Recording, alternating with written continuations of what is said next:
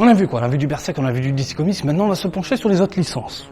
Il y a des trucs intéressants pour ceux qui aiment principalement les longs métrages, les films, qui ont une collection de films à la maison.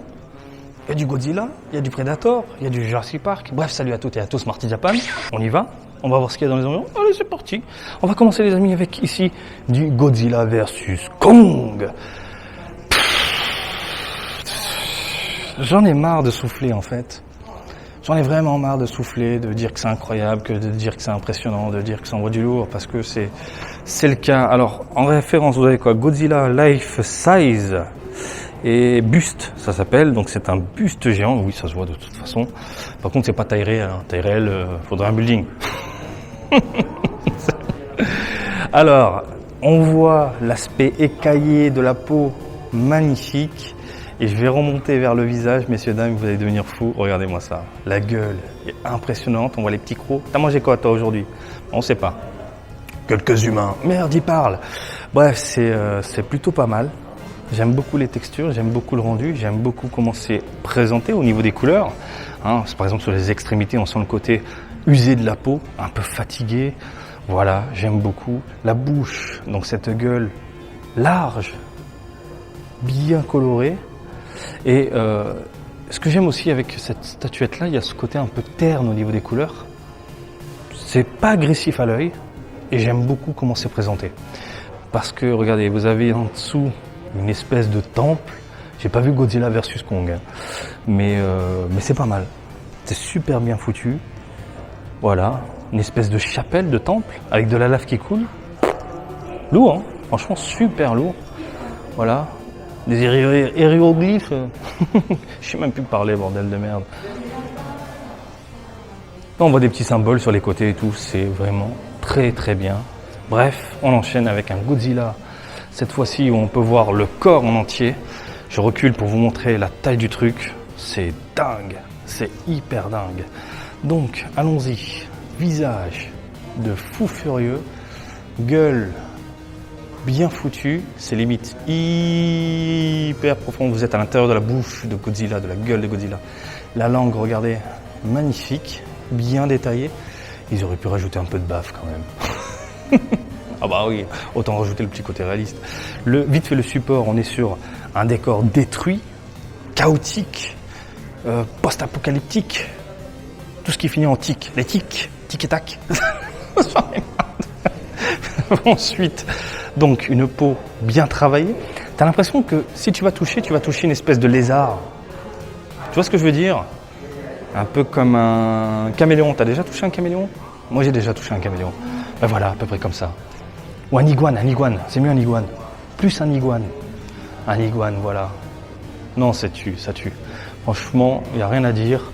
En termes de réalisation, on est sur quelque chose de fou furieux. Ça s'appelle Gigantic. Ça nous rappelle des souvenirs, ça. Gigantic, donc Godzilla Gigantic Masterline. Voilà les amis.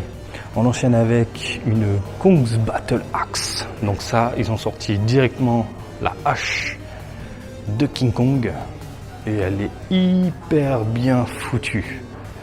Tu sens qu'il y a de l'usure, tu sens que le singe a tout simplement usé de cette lame un peu space. Faut vraiment que je mate le film. On me dit non, c'est bof. Mais faut que je regarde pour me faire mon avis. Il y a un petit côté translucide, regardez, sur le dessus. Et puis on a tout un rocher qui maintient du coup la hache. C'est pas mal. Ça, c'est le genre de truc qui passe partout. Tu vois ce que je veux dire? Tu le poses à côté de ta collection de films et nickel quoi. Allez, on enchaîne, messieurs, dames, avec The Dark Lord Sauron Premium Masterline, donc Lord of the Ring. C'est quoi déjà en français? Le Seigneur des Anneaux, c'est ça? Et ça claque. Ah bah ça claque. Le côté métallique, armure folle, complètement folle. Oh, regardez-moi ça. Je suis sûr que je touche, ça bouge. J'ai pas le droit de toucher. Je peux pas toucher? Non, il veut pas. Bon, c'est pas grave. On a un aspect textile au niveau de la cape. C'est du textile, excusez-moi, qui a été rigidifié. Et on a un support en lave avec des crânes, des os détruits, des armures usées, défoncées, magnifiques. Oh, regardez-moi ça, bordel, j'avais pas vu. Il y a l'anneau. l'anneau, mais ça rentre pas dans mon doigt là. Bref, impressionnant, très impressionnant. C'est dans quel film ça, la réplique? Impressionnant, très impressionnant. Un abricot, j'adore sushi un abricot pendant des heures. Celui qui trouve cette réplique là, putain, je lui fais un bisou quand je le croise. Donc, magnifique, le sauron est terrible, les proportions sont impeccables, le rendu est impressionnant, le rendu est dingue, le rendu est fou. T'es fan de la licence, ça peut terminer à la maison si tu as le porte-monnaie qui suit et que tu as de la place. On continue. Witch King of Angmar Premium Master Lean. J'aime bien dire avec l'accent français. Alors là, c'est un travail de malade mental parce qu'on a différentes textures qui te sautent aux yeux et j'aime beaucoup le travail réalisé sur certaines parties du corps, à savoir le casque, usé, rouillé, défoncé, griffé. On voit que y a de l'usure. Hein. Regardez par exemple si je m'approche sur les côtés. On a cet aspect textile sur tout le corps, une espèce de robe un peu abîmée, beaucoup abîmée. Le support est dégueulasse, le support est vraiment très très moche. Il y a ce côté spaghetti cacolé, genre tu as fait chauffer des pâtes à température élevée et puis d'un coup ça colle et tu obtiens cette bouillie là. J'ai envie de te dire, on s'en fout un petit peu parce que tu ne vois pas vraiment le support, il est caché par l'espèce de dragon tout autour. Et là, la créature où tu peux apercevoir son globe oculaire dans son armure, regarde-moi ça, est super bien foutu, réalisé et modélisé. Regardez, on voit les écailles, on voit son aile tout autour de lui. Voilà. Et quand tu la regardes comme ça, le support au final, tu t'en branles. Surtout que le devant est super bien foutu. Donc au final, les spaghettis collés, ça passe. Donc l'aile, elle est bien réalisée, elle sert à maintenir un peu tout ça, franchement magnifique. Et puis la lame en métal, dans l'esprit, du très très lourd, du très très lourd. Franchement, c'est superbe. On enchaîne avec, alors tu t'appelles comment toi? Alors Nazulu, attendez, Nusgul, oh putain, reprenez-moi dans les coms, parce que moi, Lord of the Ring, Premium Masterline, donc top. Il y a un petit effet dynamique au niveau de la résine, comme si tu sentais une brise ou même une bonne bourrasque, tu vois, qui joue sur les vêtements. J'ai limite froid à la nuque. Et c'est fou le réalisme des textures, des vêtements. Je suis en train de regarder un peu à droite à gauche, c'est pour ça que je me concentre un peu sur ce que je vais dire. Non, c'est mortel, c'est mortel. Je pensais qu'il y avait un défaut au niveau de la modélisation de ce côté-là, mais non, quand tu la regardes comme ça, on est d'accord, c'est fou, c'est hyper impressionnant. Voilà. Allez, messieurs, dames, on va enchaîner avec l'univers de Jurassic Park ou Jurassic World, comme tu veux. Mais tout ça, on avait déjà vu. Je ne vais pas revenir dessus. Petit tyrannosaure, bronchiosaure, un raptor, c'est de la boule. Ça, même chose, on l'avait vu, messieurs, dames. On l'avait vu, je crois que c'était à Shinjuku. Je ne vais pas revenir dessus. Je vous avais dit qu'il y avait des défauts au niveau de la peau. Regardez, voilà, tac. Ici, ce côté un peu... Tu as l'impression de voir du plastique. Bref, mais l'univers de Jurassic Park et Jurassic World, comme tu veux, tu as quand même de quoi te faire plaisir dans les parages. Predator. C'est un peu glauque. On est d'accord. Parce que là, on a vraiment les ossements de la créature et de différentes créatures, dont un alien. Ça, c'est rigolo. Ça, c'est méga rigolo. Franchement, et c'est bien foutu. Hein. On dirait de l'os, quoi. Elle est où la moelle? Elle est où? Vas-y, on va faire du steak d'alien. C'était en quoi? Dans les cassos avec les chasseurs prédateurs. Regardez-moi ça, cet épisode, il est à mourir de rire. Donc, c'est pas mal. En termes de réalisation, c'est vraiment bien foutu. Il n'y a pas de référence sur les côtés, il n'y en a pas. Mais franchement, ce côté, côté un peu squelettique, tout simplement, rend très très bien. Même au niveau des crocs. Bref, mortel. Petit buste. Alors ça s'appelle City Hunter Predator Premium Buste. Buste. Bon. Mortel. Et ce qui est bien, c'est que je pense que ce genre de produit est accessible à tout le monde, puisqu'il est tout petit. Et regardez par rapport à ma main, je la mets à côté. Voilà, c'est tout petit. Et tu peux le poser quelque part à la maison, dans ta collecte. En plus, Predator 2. C'était quoi avec les Tikanos dedans, je sais plus. Et ce film, c'est un nanar quand même, Predator 2. Mais c'est pas mal. C'est vraiment bien foutu, ce côté laqué sur la peau, magnifique. Même chose au niveau des espèces de cheveux. L'armure, on est sur quelque chose de rouillé métallique et oxydé. Je vous laisse admirer ce côté oxydé sur certaines parties, ce côté verdâtre. Magnifique. Son filet de pêche sur le corps, magnifique.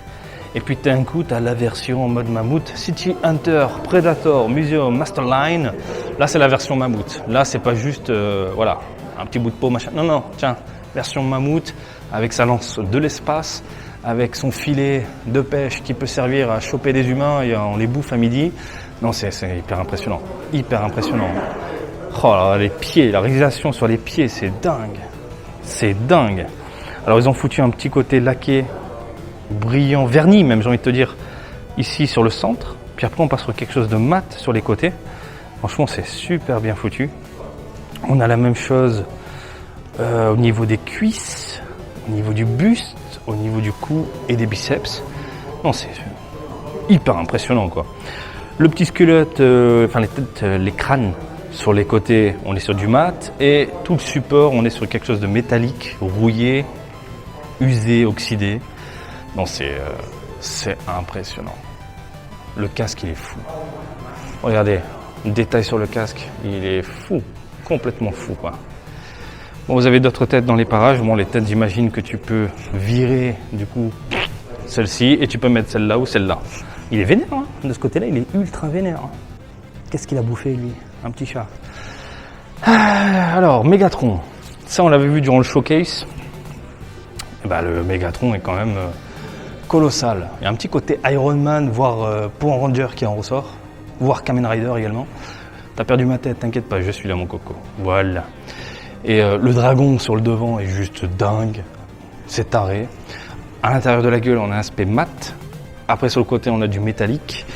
Et c'est impressionnant. Il est impressionnant. Franchement, j'ai rien d'autre à dire. Qu'est-ce qu'il a dans la main? Une tête. Il a arraché une tête.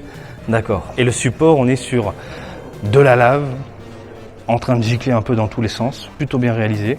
Donc j'imagine il y a quelques LED dans les parages, pour t'en mettre plein les yeux. Hein. Et j'adore ce genre de détails. Les LED, c'est la vie. Et tu te poses dans une pièce tamisée, avec une statuette comme ça, juste une petite lumière qui illumine la carrure du personnage. Ça fait du bien. T'es posé sur ton canapé, ça fait du bien. On enchaîne, mes amis, avec Megatron Museum Masterline. Bah regardez la petite LED. Zzz, boum. Tu vois? Ça suffit. Pas besoin de rajouter des spots lumineux de l'espace. Non, ça suffit. Un petit peu comme ça. Là, on est sur un travail de malade mental. Hein. Je veux pas savoir le nombre d'heures passées dessus. Je veux pas savoir le nombre d'heures passées dessus. L'armure, le corps, le machin. Mais les gars, j'ai mis 4 ans. Je suis tout seul. Non, mais c'est taré. Moi tout seul. C'est fou. Complètement fou. Symbole à Transformers.